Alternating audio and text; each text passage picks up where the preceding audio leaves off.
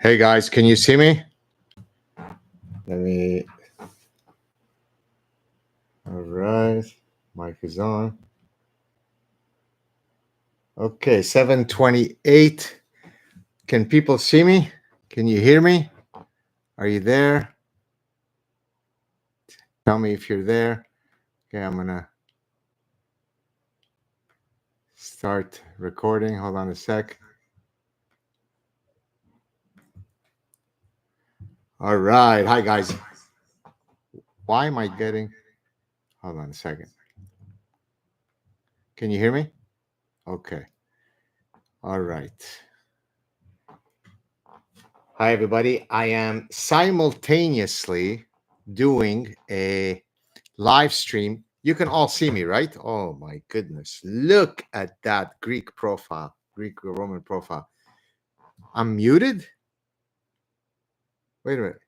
Am I muted? Somebody wrote, "You're muted now." Am I? No way. We can hear you. Okay, thank God. Thank you, Zach. Okay, first let me start with shout outs to the people who've already donated. Remember, this is the way it works on the super chat live stream is I take questions from super chat donors. So I'm not there might be many questions, but the ones that are answered are so first guy, John Michael Jones, a toast to the Montrealan thought doctor, the Montrealer, but okay, thank you so much for your donation. That's the first gentleman. And then Ro Freemail also donated. Thank you very much. If you have questions for me, start asking, but with the donation, guys. I'm sorry to have to vulgarize the process, but this is how one monetizes their time. And what I'm doing, by the way, is I am doing a X Spaces that simply is recording, if you like, what I'm saying. But I'm not here. I'm not seeing any questions. This could only work if people. Hello from Saskatchewan. Have you been to Istanbul? No. Please don't move. Don't move to Texas. Why? Why not move to Texas? Okay, we've got first question. Thank you so much, PI. Daggerfall or Morrowind? I have no idea what that means. I literally don't know what either of those two words mean. Luckily, you did not donate much. I mean, thank you for any donation, but I don't know what that means. If you'd like to add some clarification, Daggerfall or Morrowind, what is that? Are those video games? I don't know. Giorgio S. Taverna, many thanks for your donation. Without any questions, thank you so much. All right, I'm just going here. Love your work. Video games, yes. Okay, thank you for the person who stated that it's a video game. I'm not much of a video game player. My absolute knowledge of video games begins and ends with Galaga, 1981. I'm dating a girl. Her dad is working at a video game store. Her dad was an older gentleman. It was kind of a retirement gig. And so I mastered the game Galaga. So if any of you are old enough, you might know what that is. I was reasonably good at Pac-Man, but that's where it ends. So Elders Rolls Games, PI. I don't know what that means, but maybe my son can help you. Oh, so sorry, I can't contribute anything more. Catherine Ginter, thank you so much for your donation. Okay, Jeff Horton, wow, thank you for this very generous donation.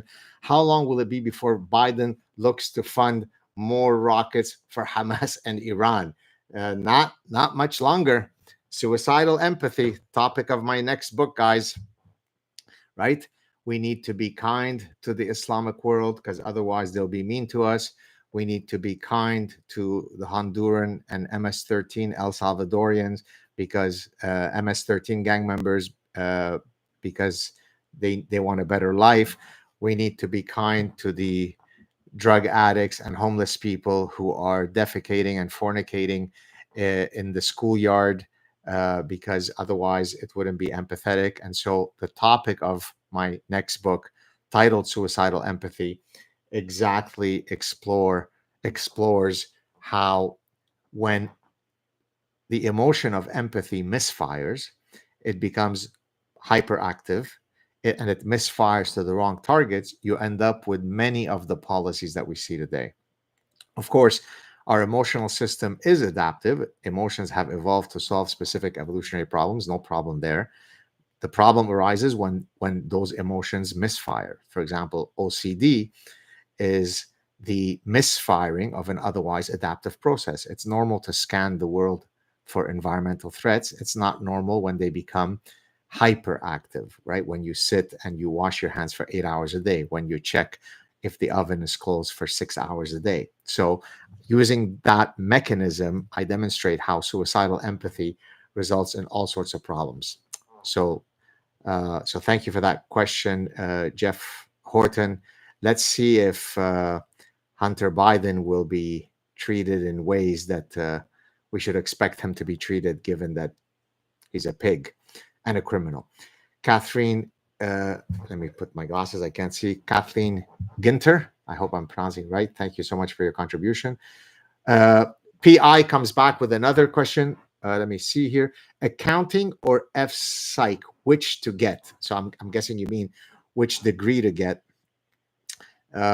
Look, I don't like the idea of uh, basing a choice of what to study as a function of, market conditions, or which is more likely to get me a job, and so on. It's really what your passion is. Accounting is a very, very different uh, pursuit than evolutionary psychology, right? And so at the risk of sounding cliche-ish, but I truly don't think it's a cliche. I talk about this, by the way, in my happiness book, my latest book, when I talk about existential authenticity. You need to be authentic to yourself. That's why the Delphic maxim, know thyself, is so powerful. So what fascinates you more? Do you want to be a managerial accountant? Do you want to be a CPA? Does that interest you? Does keeping the books is something that excites you? Evolutionary psychology is a completely different ballgame. It's basically applying the evolutionary lens to understand human behavior. And evolutionary psychology, you're only going to be able to pursue a career there as an evolutionary psychologist if you become an academic. Now, that doesn't mean that you can't apply evolutionary psychology principles if you're a marketer or an advertiser or an employer. But if you're saying, I want to specialize in evolutionary psychology to then be an evolutionary psychologist, that's typically going to be an academic career. So I can't really tell you which one. It really depends on, when you wake up in the morning, which is the one that's going to give you existential glee. Thank you for that question. Let's go to Kimberly. Oh, thank you so much for this very generous donation. Thank you for your work. I appreciate your voice and insights. That is very kind of you. Bartolome Esteban, thank you for your contribution. Let me just read what you said. Good evening, Dr. Saad. I'm reading your book, and I howled in laughter when you told your date to say hello to her parents. On another note, I hope someday you finally are proven wrong. Finally proven wrong about what? By the way, the story that Bartolome is saying here, maybe I shouldn't say it so that you go out and buy the book, but this was a Christian Syrian girl. I talk about this when I'm discussing the importance of choosing the right mate for you to be happy. And so I tell the story of how at one point I had been set up on a date with this really beautiful Syrian girl, but she was a Syrian Christian girl. And we went out on a few dates. And the only thing she tried to do throughout the entire time that we went out on these dates is to try to find out what my religion was. And she was trying to establish that I wasn't Muslim because she wanted to only date a Christian guy, not knowing, of course, that there is a big third option, the one that predates those two other religions by thousands of years, this thing called Jews. And so on our last date, at one point, we were sitting at this beautiful salon de thé, like tea house, which no longer exists in Montreal. And I turned to her and I said, I know what you've been doing. She goes, what? She feigns like she's, what are you talking about? I said, I know that you've been trying to find out if I'm Christian or Muslim. No, no, not me. Never. No, no. I said, come on, let's cut the nonsense. I am your parents' worst nightmare. She said, what do you mean? I said, well, you're trying to find out what my religion is. I'm your parents' worst nightmare. She said, well, what are you, Muslim? I said, no, much worse. So she couldn't come up. What could be worse? So then I said, come closer, get closer. And I said, I'm Jewish. Now, when you go back and read this section, you're getting the visuals of me telling that story. So thank you for mentioning that, Bartolome. And so we get into the car. She just wants to get home, and then as we're about to get to her house, she's almost like literally jumping out of the car like a Rambo. And she gets out of the car and she goes, you know, good luck to you, best of luck to you. I said, oh, you mean like with my disease, meaning being Jewish? And then I said, I mean, I won't say it in Arabic because most people won't get it, but it's like there's a way when you say, like, tell your parents that I miss them, but it's done in a kind of uh, manipulative way where I really don't. It's a sarcastic way of saying you're an idiot, but I do it politely by saying, tell your parents that I miss them. So thank you for that one, Bartolome, and thank you for your contribution. The Jew who believes, I don't know why it's cut. I can't see what the rest of the Jew who believes. Shalom, love your stuff. I feel a little less bamboozled when I listen to you. I'm thinking of a séjour or sojourn in Quebec this fall. How bad is it really out there in terms of anti-Semitism and such? Look, of course, it's not as though they're rounding up Jews in Montreal and executing them on the spot, but it's a general atmosphere. There is a extraordinary increase of noble people of perpetual peace in Montreal. Whenever there is an increase of such folks, Jew hatred follows. And so Montreal is being Islamized at a very, very rapid rate. Can you still be Jewish without being killed? Of course. But the writing is on the wall, right? Many of you have heard the story that I said when my son came by with my wife to pick me up at a cafe. And he said, Daddy, if you were wearing a Star of David where I just played soccer today, you'd be dead. This is happening in Montreal in the 21st century. So I would still encourage you to come and visit, but I might be a bit careful with wearing a very big Star of David. Okay, let's go on to the next person. Hold on. PI comes back. I must earn money, make a living. Thanks, mate. Okay, yeah, this is the person who asked me about accounting versus evolutionary psychology. I hear you. There are pragmatic decisions that we have to make, but here's what I also don't want for you. I don't want you to wake up when you're 55 and say, "God damn it, I spent 20 years, 30 years being an accountant. I hate accounting." So one of the best ways that you can forestall a midlife crisis, that you could forestall retroactive regret, looking back at your life and saying, "Oh God damn, I should have gone into evolutionary psychology. I should have become an architect," is that you really think hard before you commit to those decisions. So best of luck to you, and maybe in a future stream, you'll tell us whether you went down the accounting or evolutionary psychology lens. John Michael Jones, thank you so much for your contribution. Do you know of research into Muslim immigrants to the West that has tried to establish whether Islamic fundamentalists, their fundamentalism, or deconvert? I'm thinking of Louis Ahmad's story about his friend who deconverted. So I'm not sure what you're asking. Are you asking whether first generation or second generation or third generation Islamic immigrants are more likely or less likely to be uh, fundamentalists and cause problems or assimilate? There is, I think, some research that has looked at that across several countries. I wouldn't be able to cite it off the top of my head, but I certainly think that there is such research. The gentleman that you mentioned, Luai Ahmad, is a Yemeni gentleman who came on my show a few months ago. I had noticed him because he kind of came out of nowhere and started producing these very, well structured messages that went viral. He's a Muslim by heritage, but who is not very sympathetic to Islam, in part because he is a gay man. Uh, Islam is not particularly fond of the gays, And so he came on my show, and we had a very, very nice chat. So I think that's the, well, not I think, that's the gentleman you're thinking about. Check out our chat together. His name is Luai Ahmed. Luai is his first name. Ahmed is his second name. Just enter the name in my search engine on YouTube, and you'll see our chat. Incredible conversation we had. Really lovely guy, who delivers his message very clearly, frontally, but with class and restraint. So I would definitely check him out. All right, the rational male. What is your take on ovulatory shift in contrast to mate switching hypothesis as proposed by Dr. David Buss?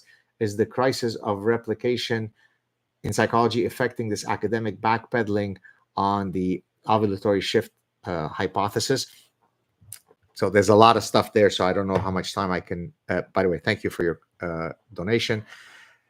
Well, David Buss is a very, very well-known evolutionary psychologist, good friend of mine, University of Texas, Austin. He wrote the preface to my 2011 book called The Consuming Instinct: What Juicy Burgers, Pornography, Juicy Burgers, and Gift-Giving Reveal About Human Nature. The ovulatory shift hypothesis is basically the idea that depending on where in their menstrual cycle women are, they might prefer one type of man versus another. So the typical finding that was reported and promulgated within the evolutionary psychology field was, okay, if a woman is maximally fertile, therefore she's shopping for good genes, because that's when, if she mates, she's likely to conceive. Then she prefers guys with good phenotypic markers. Therefore, she prefers the CAD.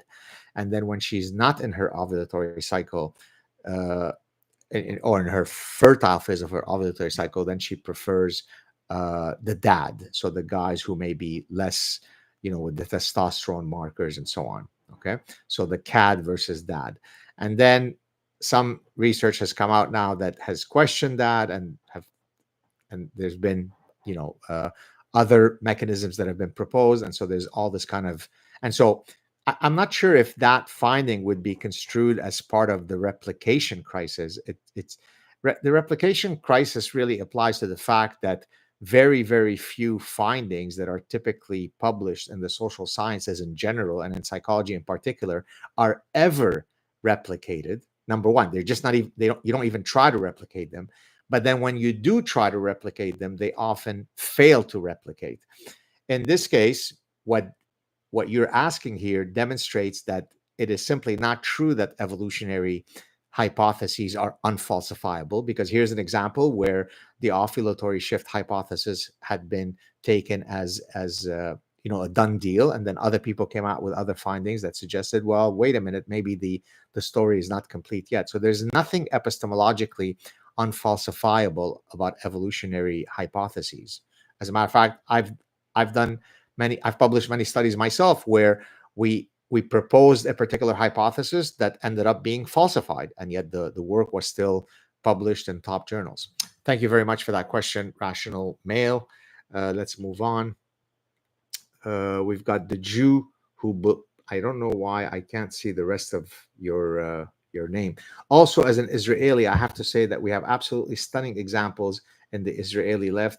It really is a miracle we are still here. Stunning examples, I'm guessing, of parasitic thinking, what I call the Anna Epstein syndrome. Anna Epstein, for some of you who may not know who that is, I think she's the student at Boston College or Boston University that was caught after October 7th, caught meaning she was taped, she was recorded on a phone, taking down Anna Epstein, Jewish Anna Epstein, taking down the photos of kidnapped Israeli babies, because she's so progressive that she's on the right side of history. She's on the side of the history of the people who, had she been at that Nova Film Festival, she would have been gang raped and sodomized. But she sees above that. She knows that the noble Hamas freedom fighters are the good guys, whereas the Israelis and the IDF are just genocidal killers. All right, thank you very much. I like to think I haven't missed anybody yet. Let me just go up, make sure that I've covered everybody. Okay, going down. All right, keep those questions coming, guys. I love this. You know what I love about doing this? You don't know what's going to come at you. It's a form of intellectual improvisation theater, right? And I haven't done these in a while. I think this is my 11th one. And one of the things that I love about this is I could be asked personal questions about what's my favorite drink, or what one person just asked about which game do you prefer, or a heavy question as the ovulatory shift question in evolutionary theory. And so it's like you just have to think fast on your toes. And so I love that. Okay, let me go back and make sure I don't miss anybody. Uh, okay, moving on to Benjamin Jeffrey. Thank you so much for your contribution. Have you read David Deutsch, The Beginning of Infinity? Could you do a podcast with David and Naval on epistemology? What's Naval? I guess that's the name of another person. Uh, I think it's a person with a big following, if I'm not mistaken. Evolution of culture, memes, institutions, etc. Well, I do know of David Deutsch. He follows me on X, and I followed him back. I know that he's a physicist. I know that he's been a successful author. I have thought actually about inviting him. So thank you for reminding me of that. And I guess I'll think about inviting him soon. I should mention that I've got a great guest coming on the show. I'm going to promote his book right here. So let me read for you. This is called Darwin Comes to Town: How the Urban Jungle Drives Evolution. So it's a book about urban ecology and how urban ecosystems create selection environments for evolution to operate in. So you could have pigeons that start off from a common stock, but then they move to different areas of a city, and then they develop into completely different subspecies because the ecosystem within that neighborhood is uniquely different from some other urban ecosystem within the same city. Very, very cool. He'll be on my show this Wednesday. Don't miss it. I love, I love having all kinds of guests on my show, and I've had a million different types of guests. But, when I first started, a lot of my guests were oftentimes, scientists, philosophers, psychologists, all, historians, and so on. And I love geeking out with all of the academics that come on my show. Just last week, I had a great guest, Dr. Colin Wright, who is an evolutionary biologist by training, did his PhD at UCSB in 2018. He's an entomologist. He did some work on spiders and on wasps. We got into all sorts of cool stuff about sexual dimorphisms within spider species and so on. Go check out our chat. It's very frustrating because sometimes I put up a chat, I'm so excited about the content, and then it gets 4,000 views. Now, I don't know how to play the algorithmic game. I don't know how to maximize I just post it and I move on. But it really frustrates me because these chats should be receiving 10 times, 100 times more viewers. If you can help spread the word, please do so. All right, let's move on. Thank you, Benjamin, for your question. Moving on. Bartolome Esteban is back. About what? Where to start? You are eerily prescient about so many things. Thank you. One of the things, there are several cognitive mechanisms that cause one to be able to extrapolate and be prescient about the future. So, for example, people say, how are you so accurate with your prophetic satire? Well, it's because what I do is I take some insane idea that is being promulgated today, and then I force it down the slippery slope to its boundary condition. I then satirize that extreme boundary condition, and then I cross my hands and then wait for reality to catch up to my prophetic satire. So that's one of the tricks I use. It's a difficult cognitive skill to have, but when you do it well, you do come across as though you are the old Cassandra's curse. You are making predictions that in many cases regrettably turn out to be prescient and true. Thank you very much for your contribution. Giorgio S. Taverna, thank you so much for your contribution. Gad, when does anti-Zionism transform into anti-Semitism and or anti-Judaism? It is almost always the case that the bullshitters, the enemies of dignity who say, no, no, no, I love the Jews, I'm only anti-Zionist, it's complete nonsense. I won't get into all the reasons. I'm thinking actually of writing a full-length article on this topic. But in 99% of the cases, when someone says, I'm an anti-Zionist, it's simply the politically correct uh, term for being an orgiastic Jew hater. Now, that doesn't mean, by the way, that doesn't mean that you can't criticize Israeli policies. That doesn't mean that Israel is beyond reproach. No, not at all. It doesn't mean that you can't criticize some tenet of Judaism without being anti Semitic. But when you hold Israel to a standard that is uniquely different from every other nation that has ever existed, when you are only compelled to speak out, you are a person who lives in Oregon and you know nothing about the Middle East, and you're completely quiet when Muslims are killing each other in the hundreds of thousands, if not millions. But suddenly you become very, very upset when Israel retaliates because of what happened October 7th from your home in Eugene, Oregon. Then it's not because you're anti-Zionist. It's because you're a Himmler. So for me, there is not much of a distinction between the two. Thank you, Giorgio, for that. And believe me, I know that of what I'm saying because of my personal history. I can assure you that most people who pretend to be anti-Zionist are just garden variety Jew haters. All right, let's move on. Oh, we've got some Arabic stuff here. Kurdish people love you. Gad, you're one of the most reasonable people we have nowadays. One of the most reasonable? One of? All right. Furyushes. I don't know how to pronounce that. Thank you so much for your contribution. Dr. Saad, you're the man. Wondering if you caught the Chris Cuomo and Dave Smith debate on Patrick Bet David podcast and what are your thoughts are on that, if any. No, I didn't watch that. I mean, I know who Chris Cuomo is. Dave Smith, I only know the name now because many, many people tagged me saying, oh, there is some comedian called, hold on a second, I got a drink. There's some comedian called Dave Smith who went on Joe Rogan after you, and he's taking you to task. I don't know who this guy is, and I haven't listened to the show. That's all I know about him. So I can't really comment about that. But thank you very much for your contribution. Let's move on. Okay. Am I missing anybody so far? Oh, David Schnett, and I'm missing the rest. Oh my God, what an incredible donation. Thank you so much. Without a question. How lovely is that? John Michael Jones, when will your fans be able to pay hard cash for Darwinian Psychology Great Course Lecture by Dr. Gatsad? I love that. By the way, did you know that when you have two PhDs, technically you can write, let's say your name is John Smith, and you have two PhDs, it'll be Dr. John Smith. And the way that I found this out is I was taking a advanced calculus class many, many years ago in college. And one of my teachers, and I say teachers because our college is different from, when we say college, it's not what is meant college in the US. In Quebec, we go to high school until grade 11. So you finish high school in grade 11. Then you go to a separate institution called a college, or a CEGEP, which is an acronym for something. And that college is a 2-year degree. Then you go to university. And so usually you don't call your CEGEP teachers professors. Professor is a title reserved for university appointments.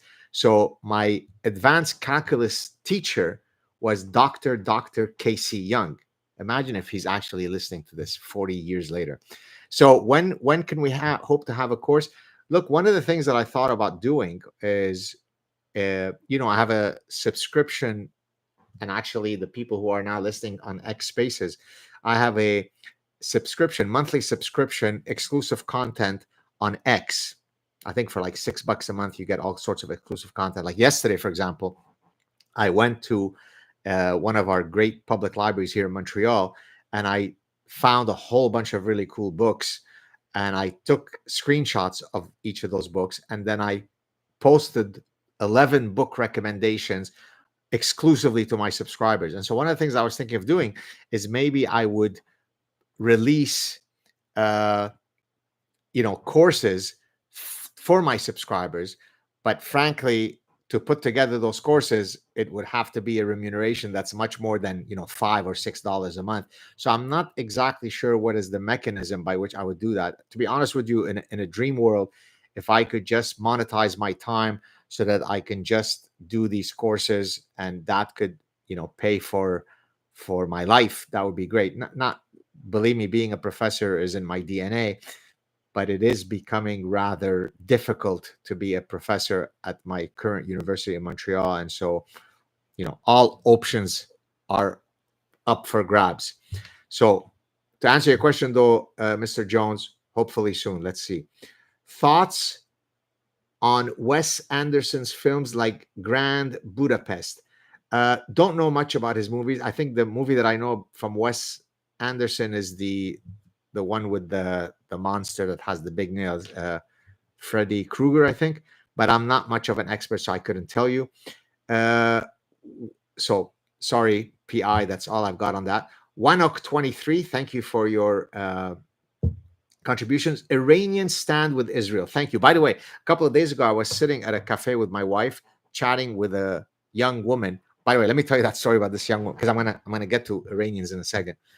So about 2 weeks ago, I'm walking to our local cafe and I see this young woman just bawling, crying. So I look at her. Everybody's passing by her. Nobody pays any attention to her. And she's visibly distraught. So I walk up to her and I say, what's wrong? Can I help you? Oh, my boyfriend, he left me, whatever. We fought and so on. So I sit with her for 5-10 minutes, but then I quickly realized, I thought, maybe she got like a terminal disease diagnosis because the way she was crying. She's a young girl, so her boyfriend boo-hoo-hoo. So I tried to be supportive. I said, okay, come on, let's move on. But I tried to help her. A few days later, I'm sitting with my wife, and this young woman comes up to me, but I don't recognize her because her hair is different. And she says hi to me, but I thought, oh, she must be one of my teenage daughter's friends. I said, oh, are you one of my daughter's friends? She goes, no, I was the girl that you kindly came up to when I was crying a few days ago. So, okay, she sat down with us, with my wife and I. And then a few days later, I was sitting at a cafe. She sat with us. And as we were sitting there, an Iranian gentleman comes up to me, says, are you Saad? I said, yes. You always hope that it's going to be a friend, not a foe. And knock on wood, 99.9% of the cases, it always is a fan. He said, oh, I'm Iranian, and, I love your work. And many of us Iranians follow your stuff, and we're with you, and we get it. So thank you very much. I really appreciate the Iranian love that I get. So Iranians stand with Israel, wishing for the days like during the Shah of Iran, where we can rekindle our ancient bond with the Jews. The children of Cyrus are awake and rooting for you. Shukran, Habibi. That's not Persian, but shukran means thank you, Habibi, my love. All right, let's see if I missed anybody else here. Oh, what do you think? Oh, this is Clay. Thank you for your donation. What do you think of the ancient Greek school of cynics? What do you think of asceticism? Diogenes, I always not sure how to pronounce it, is my hero. Yes, I think he's the gentleman who forsaked everything and lived as a homeless guy, and I think he masturbated publicly or something. He had a dog with him. There's a famous painting with him and the dog. I'm not going to rehash all this, but I get into some of the ancient Greek philosophies, not so much cynicism, but some of the other relevant ones in my book on happiness and the good life. As you know, there are many ancient Greek schools of thoughts, philosophical schools of thought that speak about what is the optimal good life. And so I do an overview of some of these ideas. I focus more on the Stoics, Seneca, Epictetus. I also discuss Aristotle's All Things in Moderation, which is the golden mean, and I have a whole chapter on the inverted U.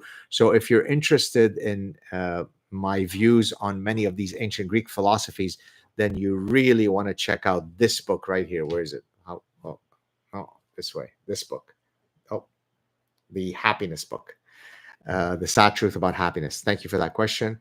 Should we get rid of anti-discrimination laws, or at least define their scope and significance? This is Billy Bob Johnson. Absolutely. Look, it sucks to be a bigot. It sucks to be a racist. I certainly don't think in corrective laws that seek to correct past grievances. So I'm not for affirmative action.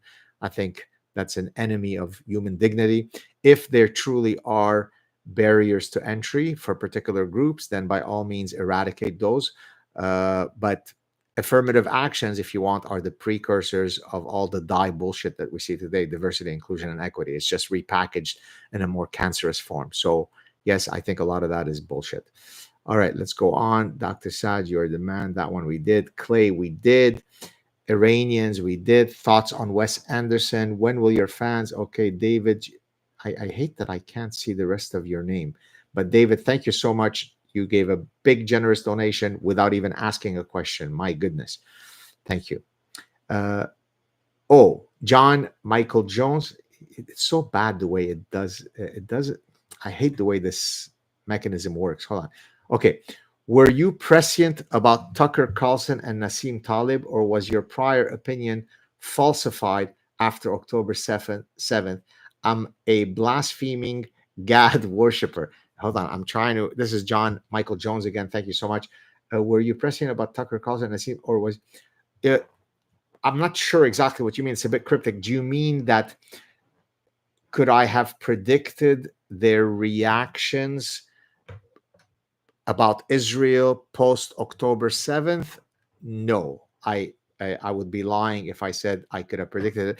I mean, in Tucker Carlson's case, if I'm going to be charitable, he's a good friend. I've been on his show many times and so on. I appreciate him. He was very, very hospitable and kind to my family when we visited him in Florida.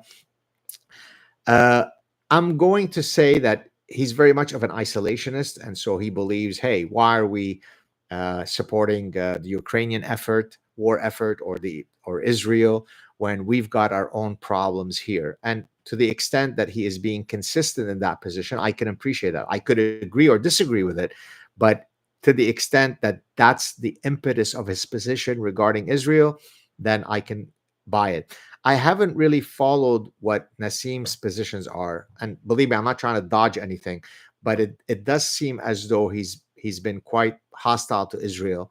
I would have to look into it more to get a sense of why he is holding his positions. But yes, I was perhaps a bit surprised that he would take such a hardline position. Israel are genocidal killers, anybody who supports Israel, and so on. So that maybe has been a bit surprising to me. So yes. But I haven't spoken to Nassim about it. We haven't touched base in a while. Maybe it's time for us to have a chat. Thank you very much. Beta Books Deluxe, appreciate you and your work. That's all. Thank you so much for your donation and your kind words. Moving on here. I hope I haven't missed anybody. Oh, here it is. Furisj, Furiusj. Greetings, Dr. Saad. Wondering if you can weigh in on the red pill manosphere phenomenon that is influencing a lot of young men these days. It's funny that you say this, because I've gotten recently several invitations to shows that I think would fit under that rubric of the manosphere kind of. I can't remember. There's one show, like a very big show, where these couple of guys sit in front of a whole bunch of women, and they kind of give them. I mean, it might be much to say the Socratic method. I'm not sure it quite fits under Socratic, but they reached out to me recently that they wanted me to. I don't know if they're in Miami or whatever. That they were interested in having me on their show. Look, it depends how you want me. Like, what's the angle of how you're asking the question about the manosphere? Some of that stuff is a bit too bro stuff for me. In that, they take a few little snippets, a bit here from evolutionary psychology, a bit there from whatever, and then they spin it. But to the extent, if I'm going to be charitable, to the extent that in a sexually reproducing species, both sexes need to be, in French you say valorisé, appreciated, then it makes sense that the manosphere folks are trying to elevate the confidence of a lot of young men that have been brutalized by the idea pathogen known as radical feminism, right? It's never a good idea in a sexually reproducing species for one species, one uh, phenotype of the species called women, radical feminists in this case, to pathologize masculinity. And so, to the extent that some of these bro red pill manosphere guys are saying, "Hey, wait a minute, we have inherent value. Masculinity is a good thing. Women are attracted to masculine guys, and so on," then it's fine. I find some of the delivery of the little. I mean, usually my only exposure to those guys is when I'm flipping on Instagram, either looking at Belgian Shepherds or at Lionel Messi highlights. These guys will kind of creep into my Instagram reels, and I'll see some little snippet where they're doing their bro stuff. That's all I have to say about that. All right, let's keep going. And by the way, to all the folks who are listening to this on, I'm looking here at my X Spaces. Sorry, I'm not taking any of your questions, but if you wish to ask me questions, head off to my YouTube live stream, donate as a super chat guy or girl, and I'll be happy to field your questions. All right, let's keep going. We've got PYKNG just donated. I don't know what MYR is as a currency. I hope it's stronger than a Canadian dollar because it looks like a pretty generous donation. It could only be 6 cents. Who knows? Thank you so much. Bartolome is back. Bartolome Esteban. What are your thoughts about video games? Waste of time, or is it a legitimate endeavor with positive outcomes? Okay, let me answer that first part, and then I'll go to another part. Uh, it's a personal topic in that if any of you have children, it is a lot more difficult to get a child off of any of these electronic devices than it is to wean a crystal meth addict from off their drug consumption. And so our son plays a lot of video games, and it really frustrates me and angers me. Yes, if you want to be charitable, there are some games that improve hand-eye coordination, all this bullshit. No, it's baloney. I mean, if you spend half an hour a week playing some video game because you want to have fun, that's okay. That's not how most kids interact with video games. By the way, I wrote a couple of book chapters with some of my former graduate students looking at evolutionary explanations of certain aspects of video games. So if any of you are interested in that stuff, you can send me an email and maybe I can share with you those references. Yeah, so I'm not a fan of video games. Spend your time reading and exercising more than playing video games. Life is about trade-offs. Speaking of which, I think you asked me next about Dr. Sowell. Dr. Sowell, Thomas Sowell, is an economist who understands cost-benefit analysis, who understands trade-offs, and he would say exactly the same thing. On another note, I hope you get Dr. Sowell on your show. Have a good night. Cheers. Thank you so much. Actually, I'm not one that just dishes out compliments easily. I dish them out when they are well justified and well earned. Lionel Messi deserves all the praise in the world. Thomas Sowell deserves all the praise in the world. For those of you who don't know him, please quickly get to know him. I think the window of me being able to get him on my show is quickly dwindling, although I remain hopeful. A few years ago, I came very close to getting him on, but he's well into his 90s. I think he's maybe 93 now, 94, almost completely reclusive, almost grants no interviews or chats. So I think if there was a way to get to him, I would be able to convince him to come on. I think it would be really a historical conversation. For those of you who don't know, Thomas Sowell is the OG of attacking these woke bullshitters. You can go on YouTube, enter Thomas Sowell. He's smacking down some bullshit leftist or feminist in the 1960s when I wasn't born. So yeah, he's a fantastic guy. I wrote an article a few years ago, which then became a Saad Truth clip, where I say, 10 reasons why you should love Thomas Sowell. So you should check it out. I also did a podcast that is fully dedicated to Thomas Sowell, and the host of that show, who's a huge Thomas Sowell fan, allowed me to post our conversation on my channel, so you can go check that out. So yes, I hear you, Bartolome. I would love to host Dr. Sowell. He is fantastic. I'm seeing some of the comments here. Very, very nice. Okay, let me see if I'm missing anybody. Oh, we got Bobby Hill. Thank you so much for your donation. Here's your question. Are there, forgive the grammar Nazi, the spelling Nazi, are there, THERE, not not possessive, there, are there any evolutionary benefits of high functioning autism, formerly Asperger's syndrome? What a fantastic question. Okay, let me step back a second. The leading researcher on autism, I think I would think so, is Simon uh, Baron Cohen, who is either the brother or the cousin of Sacha Baron Cohen. Many of you remember him. He's Borat. Borat, the famous comedian guy. So his cousin, or maybe brother, but I think it's cousin, is Simon Baron Cohen. He is a leader in studying autism. I think he's at a university in England. I thought about inviting him on my show. Then I got a bit turned off by some of his woke positions. Not that that means I shouldn't invite him, but so he's, excuse me, certainly on my list of potential guys to invite because he really is a very accomplished psychologist who dealt with autism. A couple of things I'll say about autism before I get to the evolutionary element.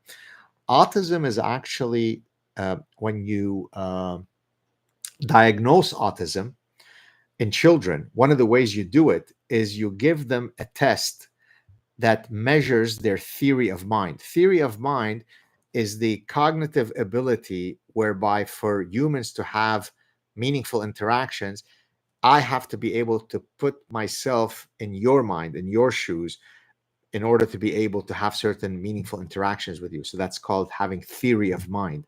Well, there are tasks that you can give kids that either demonstrates that they possess theory of mind or don't. And when they don't possess theory of mind, that's a telltale sign of how to measure autism in young children. Regarding the evolutionary explanations of autism, there are explanations that have looked at that. I'm not totally familiar with it, so I don't want to botch it and give a wrong explanation. See, there is what's called epistemic humility. When you don't know something, don't fake it. Admit that you're not fully sure about the explanation, and therefore people will always trust you. You know what you know, and you know what you don't know. But what I can tell you for sure is that the uh, autism, and I think specifically Asperger's, has been studied from an evolutionary perspective. But more generally, your question could be applied more generally to have uh, psychiatric and clinical psychological conditions been studied via an evolutionary lens? And the answer is a resounding yes. I've talked about this before. I've even done a Saad Truth clip on it. There's a whole field called evolutionary psychopathology, evolutionary clinical psychology, Darwinian psychiatry, all of these fields that operate within the mental health realm seek to tackle mental health issues. By the way, I've published papers in medical journals on evolutionary explanation of suicide, uh, evolutionary explanation for sex differences in the symptomatology of obsessive compulsive disorder, and uh, evolutionary explanation for Munchausen syndrome by proxy. This is a paper that I published in 2010 in a medical journal.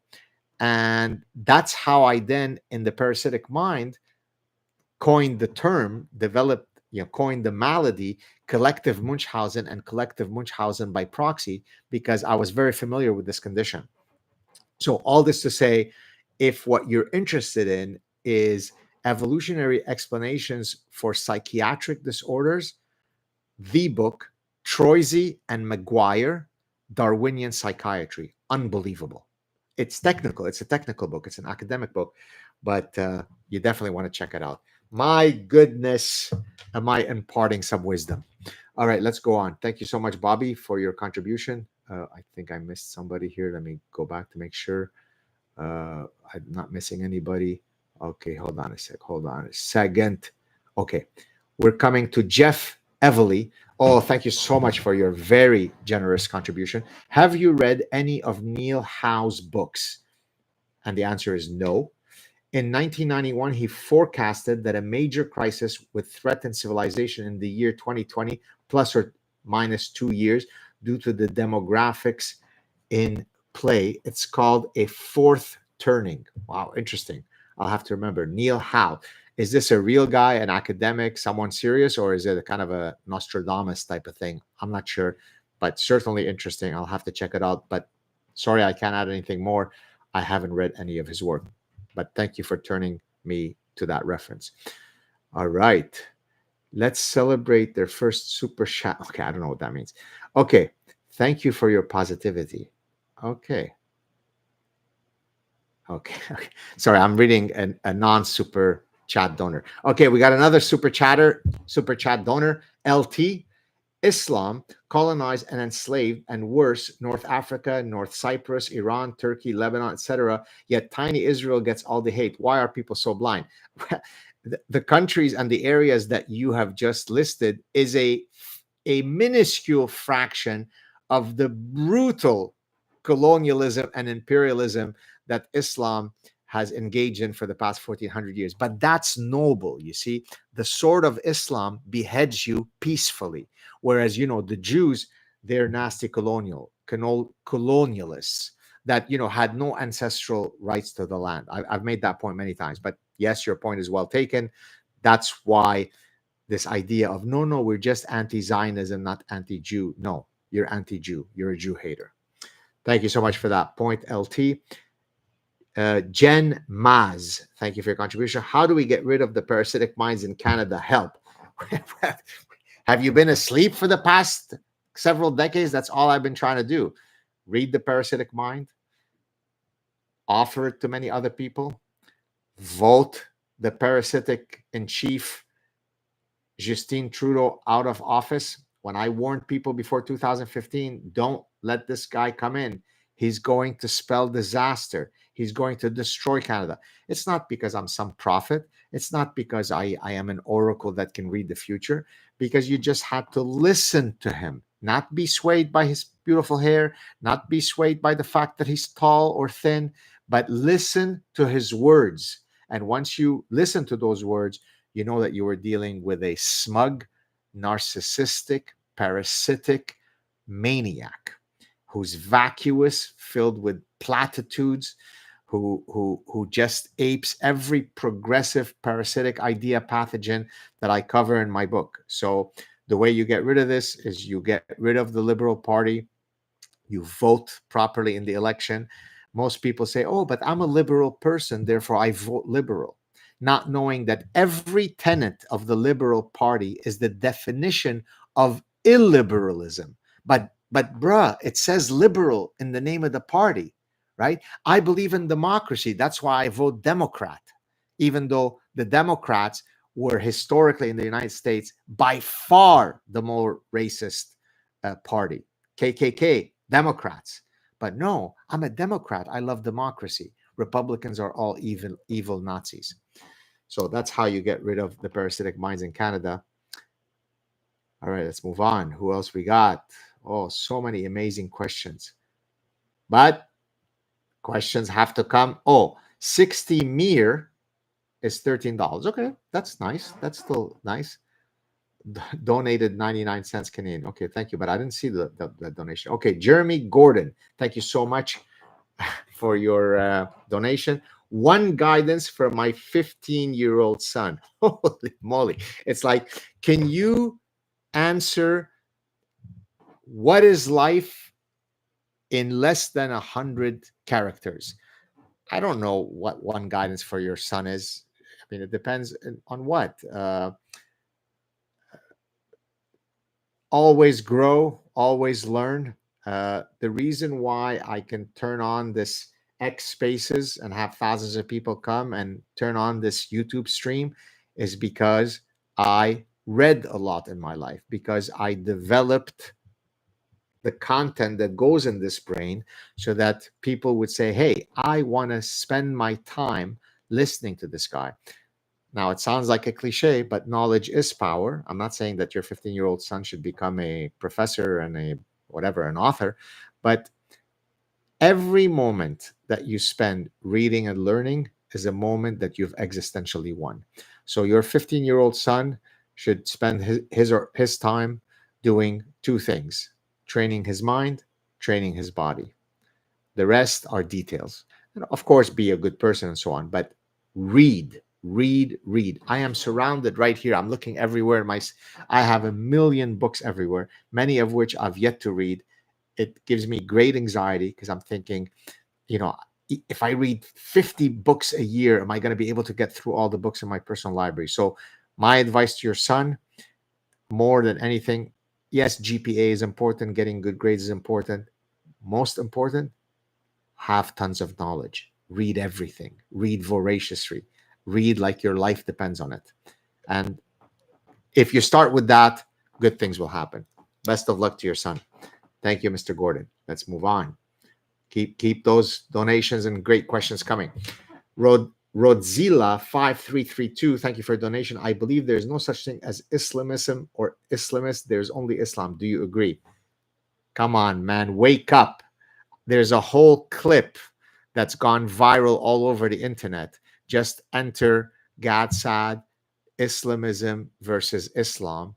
And I posted it on my YouTube channel about a month ago. You're exactly right. There is no Islamism. Islamism is an inherent part of Islam. Islam consists of politics and spirituality. 90% of Islam is political Islam, hence Islamism. Smaller part, much smaller part, is spiritual. So there is no disentangling. Islamism does not exist outside of Islam. Islamism is Islam. So, yes, I agree. Get caught up. Focus. I've already covered all this. Thank you, Rodzia 5332. All right, who else we got? Keep them coming. Sam Beer, thank you so much for your contribution.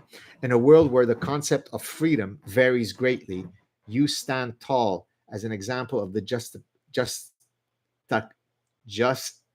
juxtaposition of liberty, and your delicious sense of humor makes you an awesome human being. Thank you. What lovely words. What lovely words. Thank you so much. You know, we often forget our brains are made to look at negative information more than positive information. So, and there are evolutionary reasons for what's called the negativity bias. Okay, I've actually have written a paper in evolution and human behavior with one of my former doctoral students, where we look at the negativity bias in the context of mate choice. But in any case, the reason why I'm saying all this is because out of 1,000 messages that I receive, probably 990 are supremely positive, kind, filled with gratitude, filled with love, filled with support. But what does the brain do? It focuses on the 10 people who wrote you hateful stuff, who threatened you. Because, again, from an evolutionary perspective, your brain is hardwired to pay attention more to the negative stuff, the dangerous stuff, than to the positive stuff.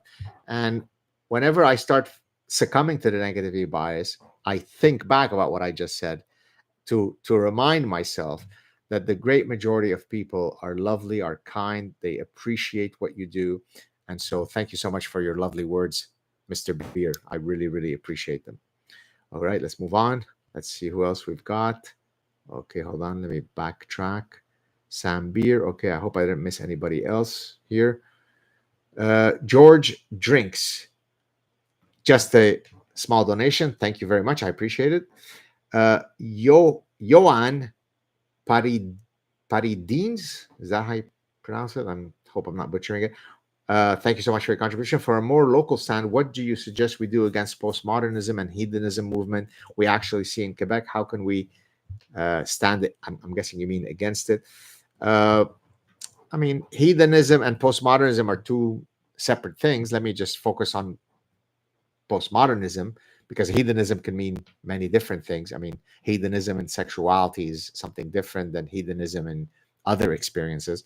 But postmodernism, as I explain in the Parasitic Mind, is the granddaddy of idea pathogens, because it is the parasitic idea that allows all of the other parasitic ideas to flow. Because if there's no objective truth, then up is down, freedom is slavery, slavery is freedom, men are women, 9-inch penises are types of vaginas, and so on. So you need the framework of postmodernism that denies an objective reality, an objective truth, in order to promulgate all your other, bullshit.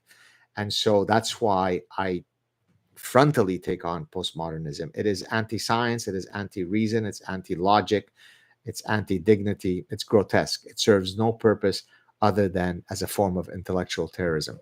Thank you very much, Johan, for that question. Let's move on. My God, what fantastic questions. Martin Pryor, just a donation. Thank you so much. Appreciate it. Going on. Furious. Oh, Furious is just Furious J. Si un jour je me promène à Montréal, dans quel coin ou café aurais-je la chance de rencontrer le fameux docteur? Sinon, pour simplement te serrer la main. Wow, what lovely words. Let me just translate what that means. If one day I am walking around in Montreal in some corner or some cafe, will I have the chance to meet the famous doctor? If for no other reason than to shake your hand, well, I hope that we will have that chance. Once in a while, I do give public lectures in Montreal. And whenever I do lecture at the university, sometimes people will write to me and say, hey, can I come and audit your course one time to say hello? So there are ways by which we can even organize a meeting if it isn't to just meet me serendipitously. And, it's amazing. It's so wonderful when you're walking. I mean, at this point, it happens. I mean, I'm not trying to brag or anything, but it happens, daily, many, many times when I'm just walking around. And I never tire of it because it's so beautiful, right? I mean, someone comes up to you and says, hey, I just read your book. I love it. Thank you. Or, hey, I love your sense of humor, or whatever. It's a little hit of positivity. And again, knock on wood, I hope that I never get more than this one time. I've only had a single bad interaction in person. I've had a million online because people, of course, are all courageous when they're online and anonymous. But I've only had one threat when I was walking with my son a year and a half ago. And that's the only time that it's ever happened. And may it only be the only time. So thank you very much for that question. I do hope that we will meet. I'm seeing here okay, I've already done this one. Hold on a second. Let me skip this one. Okay, hold on. All right. I'm going down. Okay, I'm not getting anything more. Give me more questions. I love you. That's lovely. 100% of Judaism is political. Oh, look at this lovely guy. 100% of Judaism is political. Really? So when you light the Shabbat candles on Friday night, starting the family gathering, that's also political. When you're only eating kosher food, that's also political. Don't be a moron. Okay. There are 15 million Jews in the world.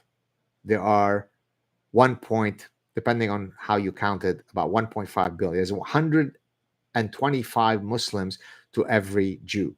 Judaism specifically forbids proselytizing, meaning it is forbidden in Judaism to try to change someone's religion. That's why there are fewer Jews today than they were at the start of World War II.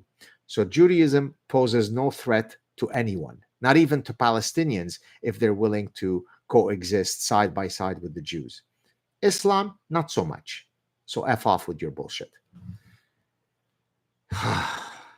All right, let's move on. We got anybody? Oh, we got W. Bollinger. Wow, what an incredible top donation so far. Thank you so much for that incredible donation. I'm humbled. I really, truly appreciate it. Thank you so much. And not only that, it's a donation without even asking a question. So you're not even expecting reciprocity. You're saying, hey, I appreciate you. I appreciate what you do. Here's a little gift for you. So thank you so much. Upcycle Club. What is your opinion on Nassim Nicolas Taleb's notion of antifragility? Come on. Focus. I have a whole section in the In the Parasitic Mind, I talk about antifragility. I explain how part of developing your critical reasoning ability, your critical thinking, is that you have to be anti-fragile to opposing ideas. So in the Parasitic Mind, I talk about antifragility. In the Happiness book, I talk about antifragility, where I talk about being resilient when you are taking on, you know, important life goals, and about being anti-fragile to failure, meaning that you can't simply wilt away because you failed. And then I give examples of all of the great people in arts, in filmmaking, in music, in soccer, in basketball. All of the greatest, the goats, the greatest of all time, have all repeatedly failed until they succeeded, and they were told that they would fail. Michael Jordan was cut from his sophomore basketball team. Lionel Messi was told he'll never be a professional soccer player, he's too small and slight. Steven Spielberg was rejected not once, not twice, but 3 times from the USC Film School. J.K. Rowling was rejected by every single publisher until that one publisher that accepted her, and on and on and on.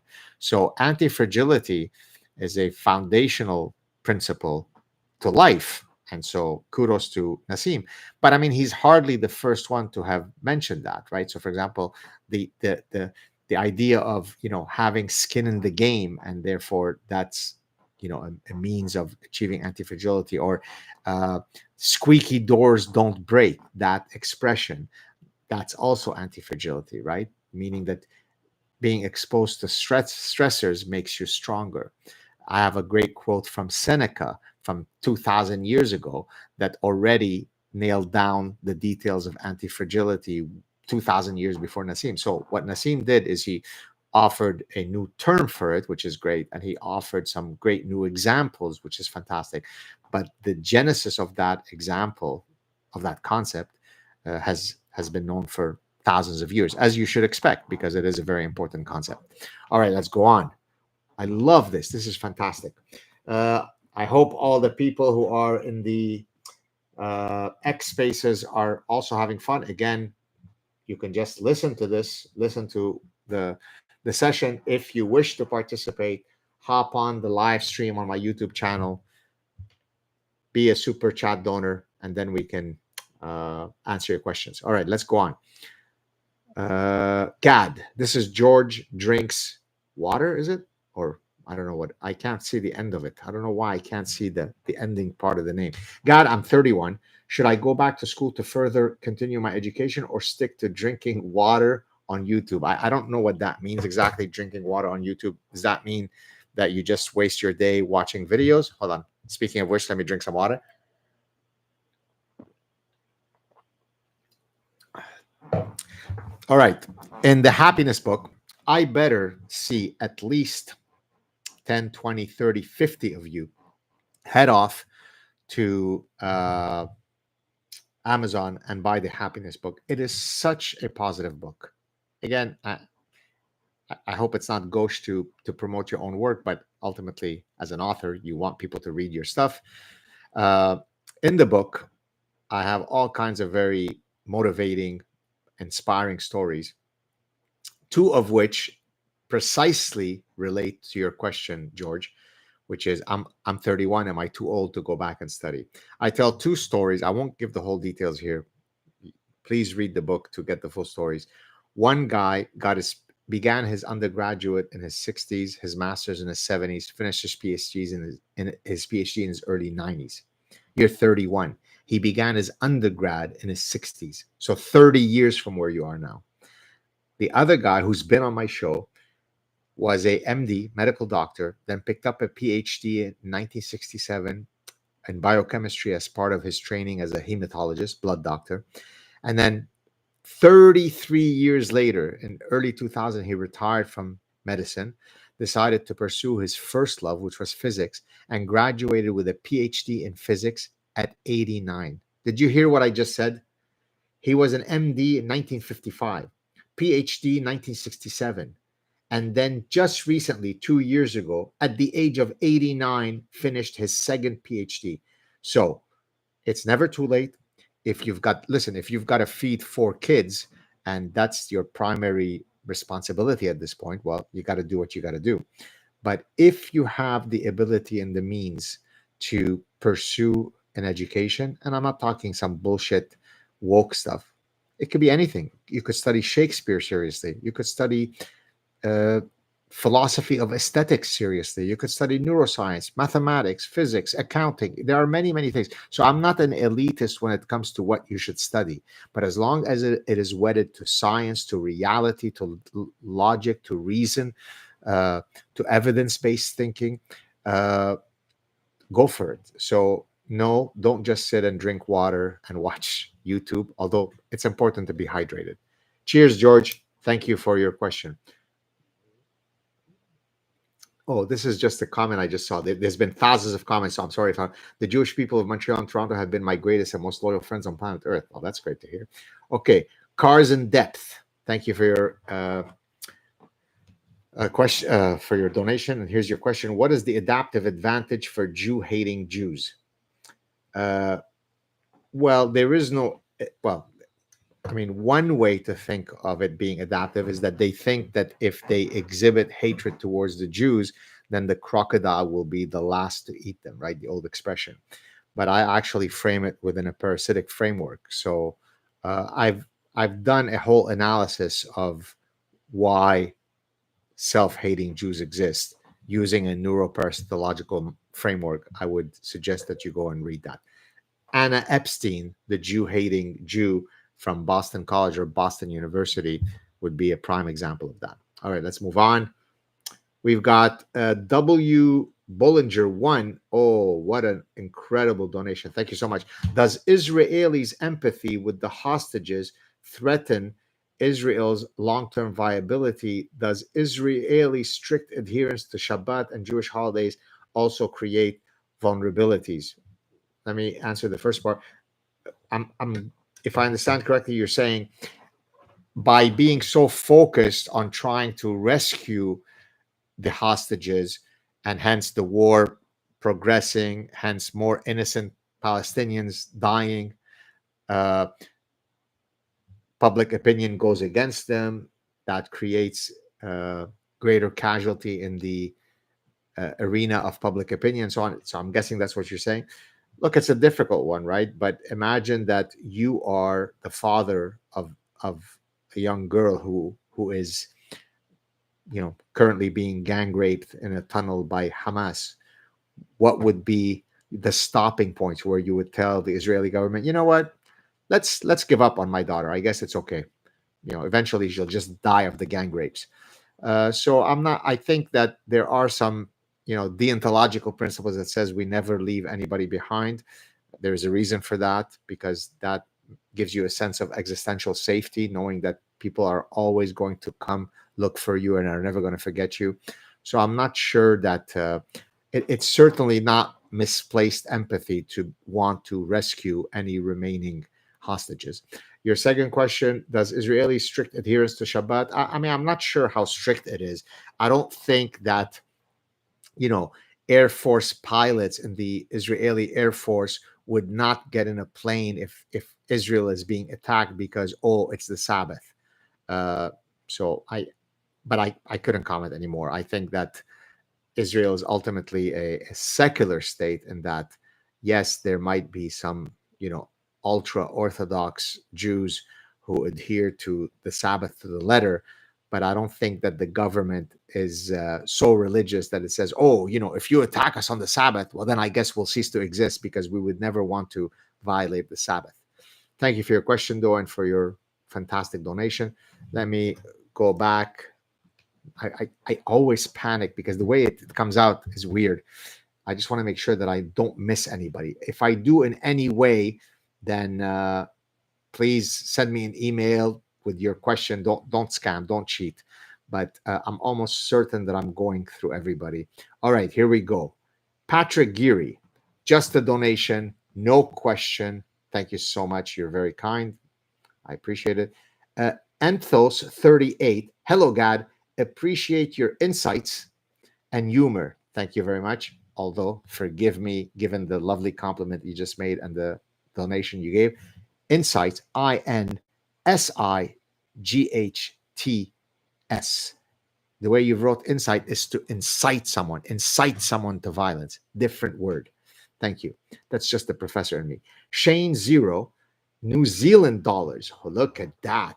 Hi, Mr. Saad. What's your predictions on the progress of wokeism for the next couple of years? Thanks. That's a good one. Because the point is, okay, so wokeism is increasing. Has it reached an inflection point and is it going down?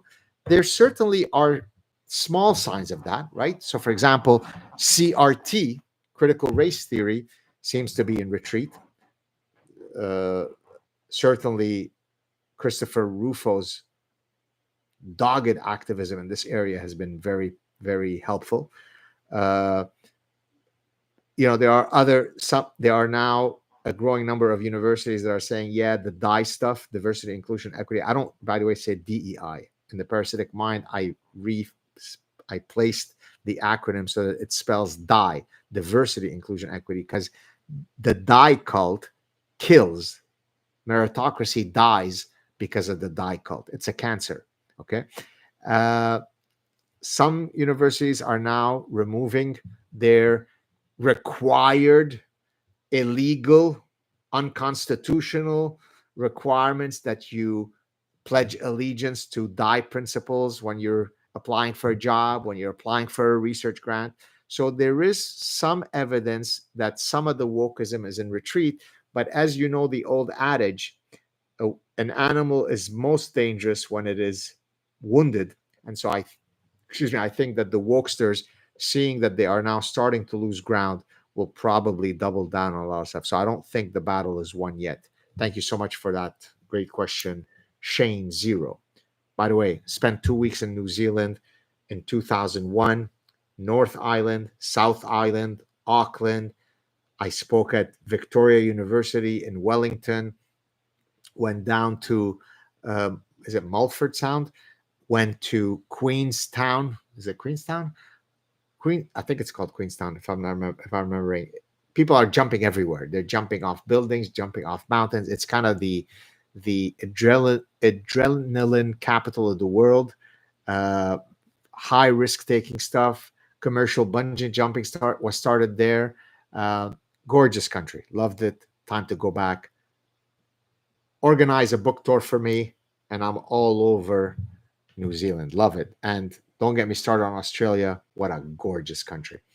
Okay, we're back to Furious J. Thank you again for your country. What movie series can you watch and rewatch 1,000 times and never get bored of? Can I tell you something? That's the stuff that I love about these impromptu sessions, because you don't know what you're going to get hit. Earlier I answered a question about the difference between Islam and Islamism. Then I answered a question about the evolutionary roots of Asperger's syndrome. And now I'm answering a question about my favorite movies or series. And I love it because you have to think quickly on your feet, because the questions are coming at you from all walks of life in all sorts of areas. So I hope I'm doing a good job in keeping you entertained and informed. Here is a movie that it doesn't matter how many times I've seen it. If I am cursed in actually having the clicker go over it, I'm screwed. Forgetting Sarah Marshall. I can't. I get caught in ethology. You talk about fixed action pattern. Fixed action pattern is an instinct which, once it is released, you have to see it through to its end. Right. Once I see Forgetting Sarah Marshall, I'm in. Another such movie, Training Day, 2001, Ethan Hawke, Denzel Washington, unbelievable. Another movie, The Wedding Singer, Adam Sandler and Drew Barrymore. I can't stop. And another movie that's no longer appearing much, but is actually one of my favorite movies of all time, even though the actress, Moonstruck with Cher, 1987. Unbelievable movie with Nicolas Cage. If you haven't seen it, do it. So those are probably some of the movies that once I see them. Goodfellas comes on, I'm screwed. There goes 3 hours. I can't turn it off. So those would probably be the first ones that come to mind. What a great question. Thank you for asking. Which series? Uh, I rediscovered some series through the eyes of my children. So for many years, whenever King of Queens would come on, we would watch it with the kids. Three's Company, a show from my childhood. Kids rediscovered it. We would sit and rewatch it. Uh, Seinfeld is one that whenever there's nothing else, you just watch Seinfeld, even though you've seen every episode 9,800 times. Phenomenal question. There you go. Okay, thank you very much, Furious J. Let's move on. David Schneider. Oh my God, the record today. Tied for the record, actually. I don't know if you were the original gentleman who set the original record. And if so, that means you've given 2 huge donations.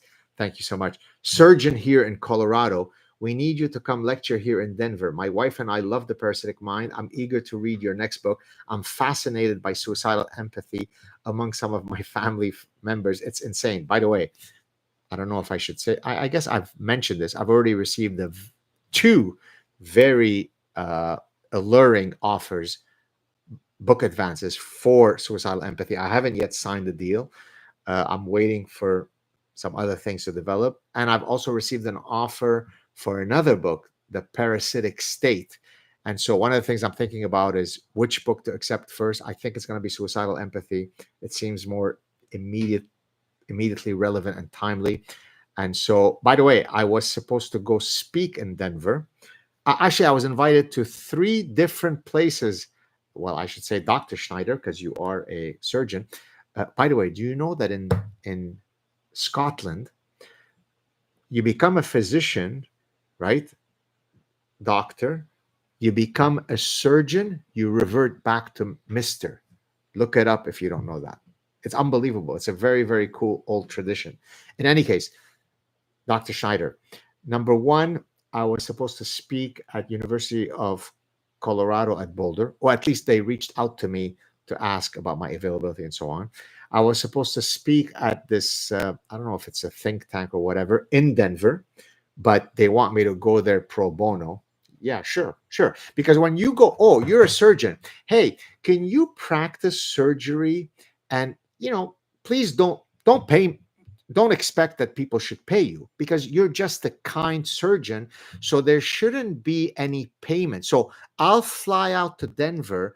I'll give a talk to a whole bunch of government officials, and it'll just be for free because, I have really pretty green eyes.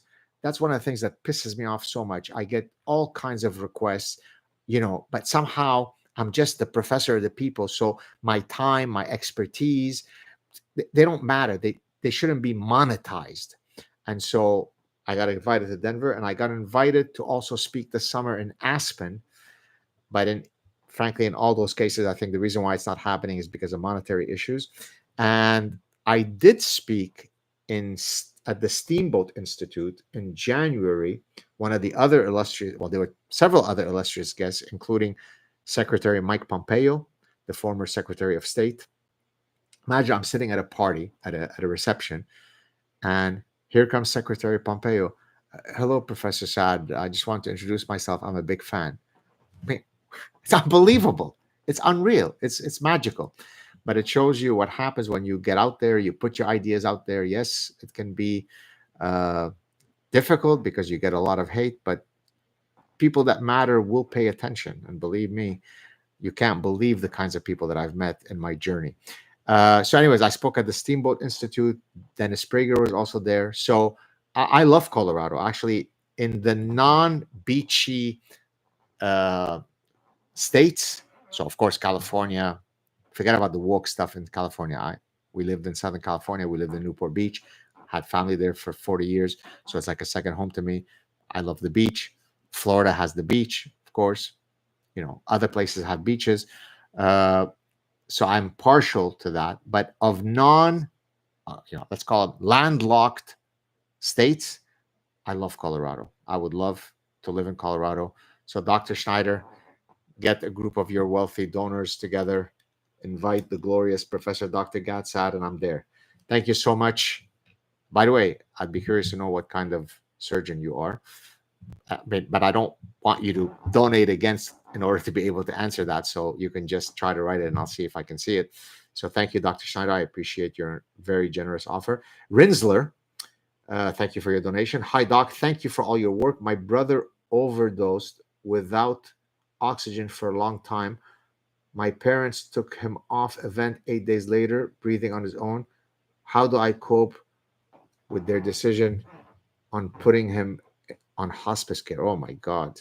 Boy, that's, first of all, I'm infinitely sorry to hear that. I don't know. I mean, anything that I think I'm going to say now off the top of my head is going to sound weak. All I can say is that life is tough. He lives on in your heart and in your mind. Maybe this story will be helpful to you, or maybe not. I don't know. One of the greatest guests that I've ever had on my show, his name is David McCallum. I actually discussed this in the Happiness book. He came on my show. He was convicted of a murder at the age of 17, spent 29 years in prison until his, he was like 46, I think, if I got my math right. And then he was exonerated, released from prison. So he spent almost 3 decades in prison, lost half his life. And he comes on my show and we're chatting. And I say to him, David, you must be Buddha because you're not exhibiting any vindictiveness, any sense of revenge, any anger. You're a much better man than I am. Because if I were in your shoes, I talk about this, by the way, in the Happiness book, to talk about gratitude. And you'll see in a second, I'm going to link it to your brother. If I were in your shoes, I'd want to burn the world down. I would be so filled with rancor at the injustice that had been done to me, at the stolen decades that were taken from my life, that I'm not sure I could move on. How do you do it? And so he paused and he said, I have a daughter, not a daughter, I have a sister who has been bedridden with cerebral palsy for a long time in her life. And yet she smiles. And if she can smile, given what she's going through, then, I didn't have it so bad. So I'm thinking there, what a mindset. Here's a guy who has every reason to hate the world, every reason to hate the injustice that was meted out to him, every reason to be filled with venom and rancor, right? And yet he says, you know what? Here's someone who's got it worse than me.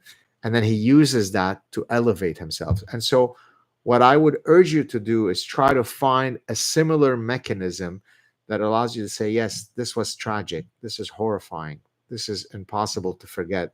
But let me see if I can find a way to elevate myself by using some of these mindset, I don't want to say tricks, but, ploys if you want. So my thoughts are with you. Thank you for sharing. And I hope that you find peace. Moving on. Sorry to say moving on. I'm really sorry. I don't want to sound callous. Okay, here we go. Hold on, guys. They're still coming in. This is fantastic. I'm loving this. Okay. Hold on a sec. Okay, that was Rinsler. Moving on from Rinsler, we come to Srini Vasarao, and then I don't see the second name. I am Hindu, heathen, pagan. What do you suggest I do in response to heathen hater caller who asked about me? Conversion equal cultural genocide? Question mark. Please forgive me. Thank you for your donation. I have no idea what you just asked. I am Hindu, heathen, pagan. What do you suggest I do in response to heathen hater caller who asked about me? What is it? What does that mean? You mean somebody who hates the fact that you are whatever religion you are? Go like this. Do you know how many emails and messages of hate I get? Jew, you're vermin, you're a rat, you're a parasite, you destroy societies, you're a baby killer, you're a Zionist Nazi, you're a pig, you're a child killer, you're poison, you're venom, you should be eradicated, Hitler was right. I get that all day long. People are ugly. What are you going to do? So my answer to you is, who gives a shit what this person thinks of you? Move on. Life is short. Every moment is precious. All right, next. John Michael Jones, I think, is back. Thank you for your contribution. Islamism is a BS distinction. However, is there pragmatic distinction between evil sympathizers, members of criminal organizations, and mass murderers? I worry generalizations impedes our ability to hunt psychos. It's a very general question, but yes, I agree that Islamism is a BS distinction as relating to Islam. As I said, Islamism is an inherent part of Islam. Are there pragmatic distinctions between evil sympathizers, members of criminal and mass murderers? I mean, yes, there are pragmatic distinctions. They actually capture different phenomena. A mass murderer is someone who goes to a single place and kills many people in one shot, not to be confused with a serial killer. A serial killer is one that kills multiple people in temporally distinct periods, right?